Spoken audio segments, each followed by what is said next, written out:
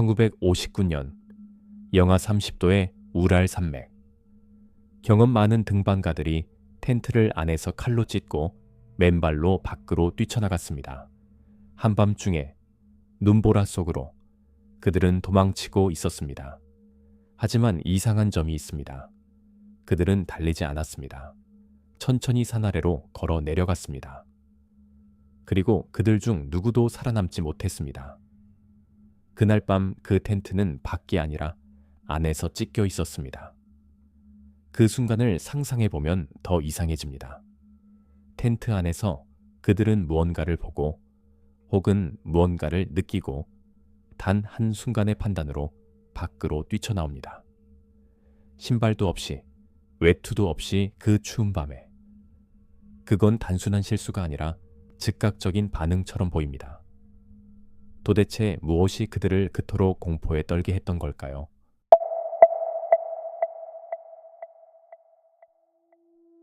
(1959년) 소련 우랄 산맥. 젊은 등반가들이 하나의 목표를 가지고 산을 오릅니다. 그들은 초보자가 아니었습니다. 경험이 있었고 훈련되어 있었고 추위와 산에 익숙한 사람들이었습니다. 이 원정의 리더는 이고르 디아틀로프. 침착하고 경험이 풍부한 인물이었습니다. 원래는 10명이 출발했습니다. 하지만 출발 직전 한 명이 건강 문제로 하산합니다. 그 결정은 결과적으로 그를 유일한 생존자로 남기게 됩니다.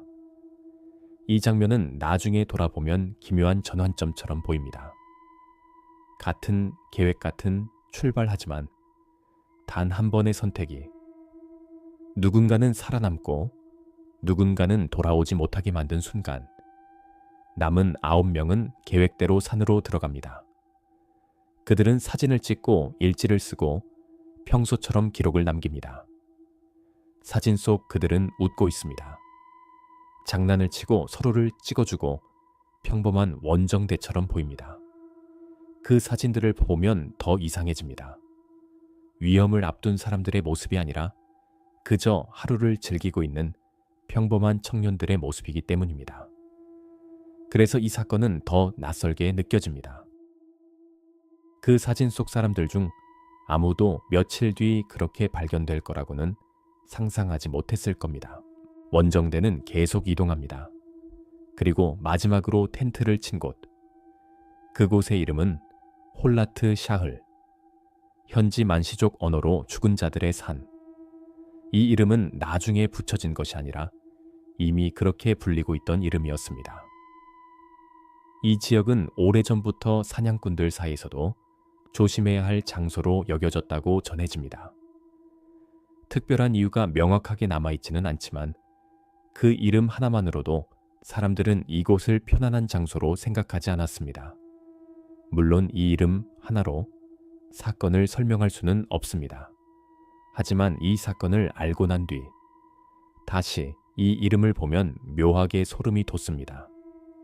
단순한 우연처럼 보이지만 사람은 결과를 알고 난 뒤 그 전의 모든 요소들을 다르게 바라보게 됩니다. 그리고 이 사건은 그런 요소들이 너무 많이 겹쳐 있습니다. 경험 많은 등반가들이 마지막으로 머문 장소의 이름이 죽은 자들의 산. 단순한 우연일까요? 아니면 처음부터 무언가가 그들을 그곳으로 이끈 걸까요? 원정대는 계획대로 움직이고 있었습니다. 하지만 날씨가 변합니다. 바람이 강해지고 눈보라가 몰아칩니다. 시야는 흐려지고 방향 감각도 흔들립니다. 하얀 눈 속에서는 위와 아래조차 구분하기 어려워집니다. 그들은 원래 목표 지점이 아닌 경사면에 텐트를 설치합니다. 완전히 잘못된 선택은 아니었습니다. 당시 상황에서는 그 자리에서 버티는 것이 현실적인 판단이었을 수도 있습니다. 그들의 선택은 공포 때문이 아니라 계산에 가까웠을 가능성이 큽니다. 더 이동하면 길을 잃을 수 있고 그 자리에서 버티는 것이 오히려 안전하다고 판단했을지도 모릅니다. 하지만 결과적으로 그 선택은 그들의 마지막 선택이 됩니다. 왜 그들은 그곳에 머물렀을까요? 왜 조금 더 내려가지 않았을까요? 이 질문은 단순한 후회가 아니라 이 사건의 핵심을 건드리는 질문입니다. 왜냐하면 그들이 그 자리에 있었기 때문에 그 일이 일어났기 때문입니다. 그 질문은 지금까지도 답이 없습니다. 며칠 뒤 수색이 시작됩니다. 그리고 수색대가 발견한 것 텐트. 눈 속에 남아있던 텐트. 하지만 그 상태가 정상이 아니었습니다. 텐트는 밖에서 찢긴 것이 아니라 안에서 찢겨 있었습니다. 이건 단순한 손상이 아니라 의도적인 행동입니다. 안에 있던 사람이 밖으로 나가기 위해 칼로 찢은 흔적입니다. 누군가가 밖에서 공격했다면 출입구를 통해 나갔을 겁니다. 하지만 그들은 칼로 텐트를 가르고 밖으로 나갔습니다.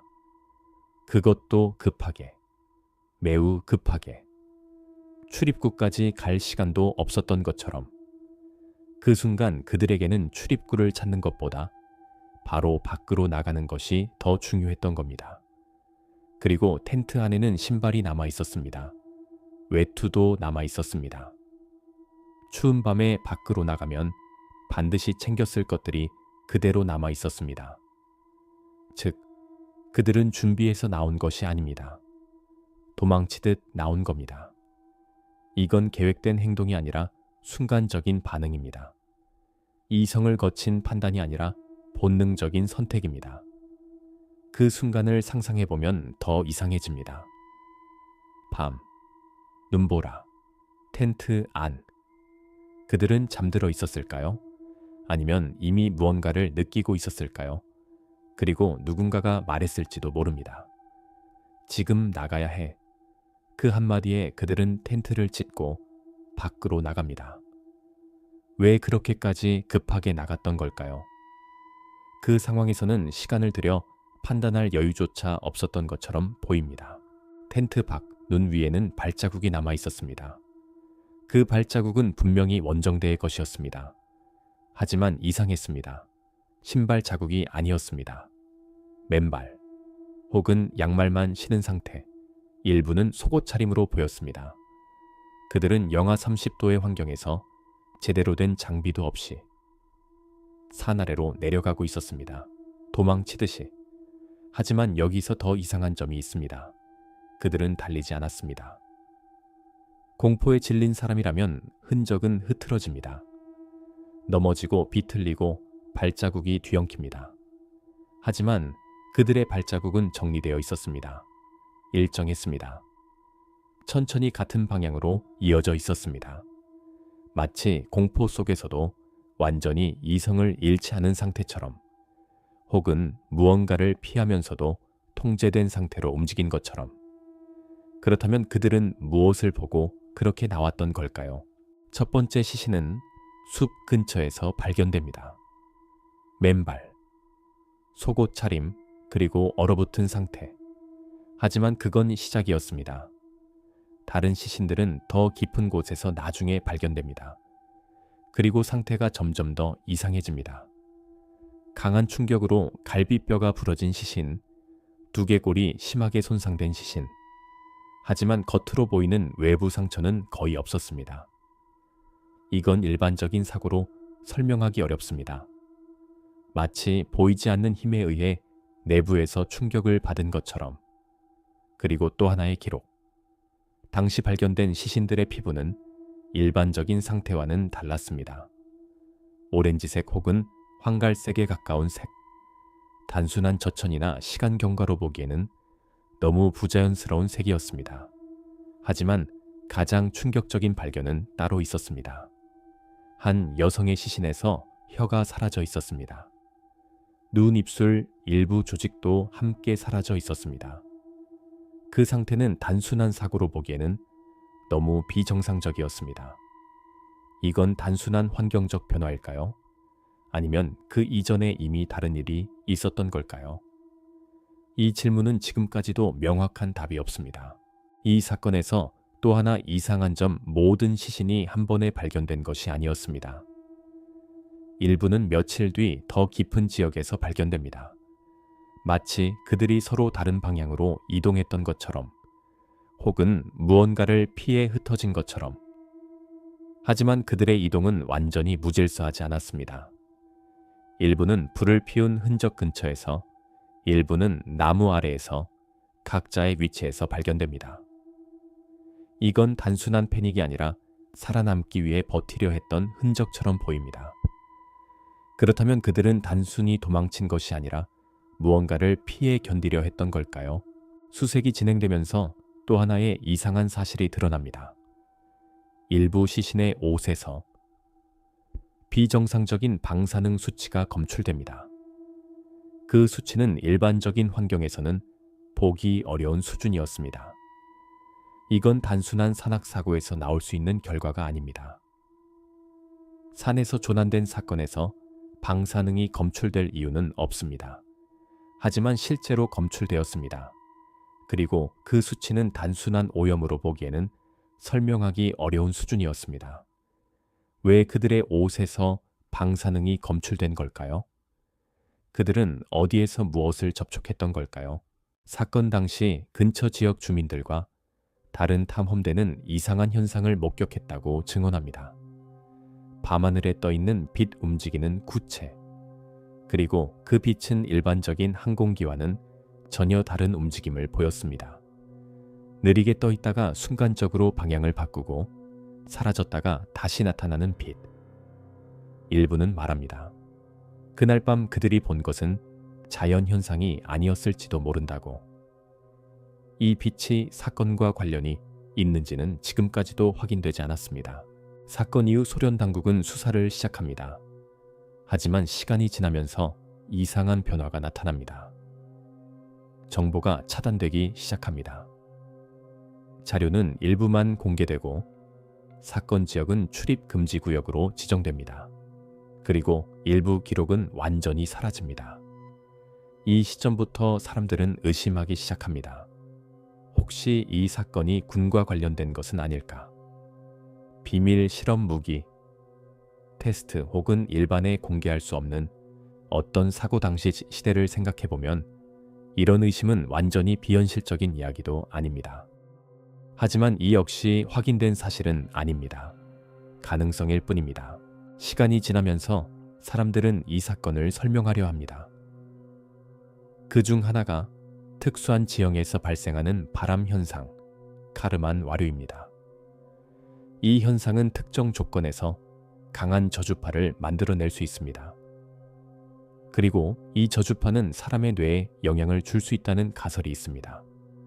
극도의 불안감, 설명할 수 없는 공포 환각, 이성적인 판단의 붕괴. 이 가설에 따르면 그들은 무언가를 실제로 본 것이 아니라 느꼈을 수도 있습니다. 설명할 수 없는 공포를. 그래서 그들은 텐트를 짓고 밖으로 나갔을 수도 있습니다. 하지만 이 가설 역시 모든 것을 설명하지는 못합니다. 그래서 또 다른 설명이 등장합니다. 극도의 저천 상태. 사람의 몸이 한계에 도달하면 뇌는 착각을 일으킵니다. 몸이 타오르는 것처럼 뜨겁게 느껴집니다. 그래서 오히려 스스로 옷을 벗는 현상이 나타날 수 있습니다. 이를 역설적 탈의 현상이라고 합니다. 이 설명은 일부 상황을 설명해 줍니다. 하지만 그들의 행동 전체를 설명하기에는 부족합니다. 그들의 부상 방사능, 그리고 기이한 시신 상태, 여전히 설명되지 않는 것들이 남아 있습니다. 결국 당국은 하나의 결론을 발표합니다. 강력한 자연의 힘에 의해 사망했다. 이 문장은 모든 것을 설명하는 것처럼 보이지만 실제로는 아무것도 설명하지 못합니다. 왜 그들은 텐트를 안에서 찢었는지, 왜 신발도 없이 밖으로 나갔는지, 왜 그렇게 천천히 이동했는지, 왜 시신의 상태가 그렇게 되었는지, 왜 방사능이 검출되었는지, 그 어떤 질문에도 명확한 답을 주지 못합니다. 사건을 조사하던 수사관 중 한 명인 레프 이바노프는 훗날 상부에서 수사를 빨리 종결하라는 압박이 있었다 라는 고백을 합니다. 결론만 남았습니다. 그리고 질문은 남겨졌습니다. 그날 밤 그들은 무언가를 느끼고 텐트를 짓고 밖으로 나왔습니다. 영하의 날씨에서 신발도 없이 천천히 산 아래로 내려갔습니다. 그리고 그들 중 누구도 살아남지 못했습니다. 그들이 본 것은 단순한 눈보라였을까요? 아니면 우리가 아직 이해하지 못한 무언가였을까요? 이 사건이 더 이상한 이유는 이 모든 일이 단 한 번의 사고처럼 보이지 않는다는 점입니다. 그들은 도망쳤지만 완전히 무너지지 않았습니다. 서로를 버리지 않았습니다. 끝까지 함께였습니다. 추위 속에서도 공포 속에서도 그들은 각자의 위치에서 버티려 했습니다. 그렇다면 그들은 무언가를 피한 걸까요? 아니면 무언가를 따라간 걸까요? 그날 밤 그 산 위에서 정말 무슨 일이 있었던 걸까요? 그리고 지금 이 순간에도 그 답은 아직 남아 있습니다. 다른 기록은 아직 많이 남아 있습니다. 구독하시면 모든 기록을 확인하실 수 있습니다.